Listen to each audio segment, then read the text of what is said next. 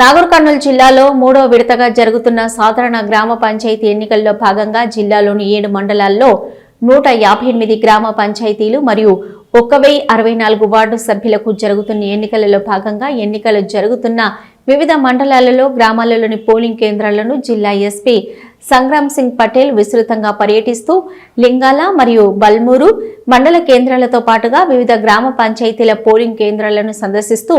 ఆయా కేంద్రాల్లో జరుగుతున్న ఎన్నికల విధానాన్ని మరియు పోలీస్ బందోబస్తు భద్రతలను పరిశీలించారు।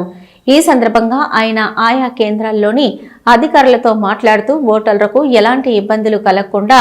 స్వేచ్ఛ వాతావరణంలో ఓటు హక్కును కల్పించే విధంగా చర్యలు తీసుకోవాలని, ఓటింగ్ అనంతరం కౌంటింగ్ పూర్తయి బ్యాలెట్ బాక్సులు డిపాజిట్ చేసే వరకు కట్టుదిట్టమైన బందోబస్తు చర్యలు చేపడుతూ ఎలాంటి అవాంఛనీయ సంఘటనలు జరగకుండా అన్ని జాగ్రత్తలు చేపట్టాలని ఆయా కేంద్రాల దగ్గర ఉన్న బందోబస్తు పోలీసు అధికారులకు ఆయన పలు సూచనలు సలహాలు చేశారు।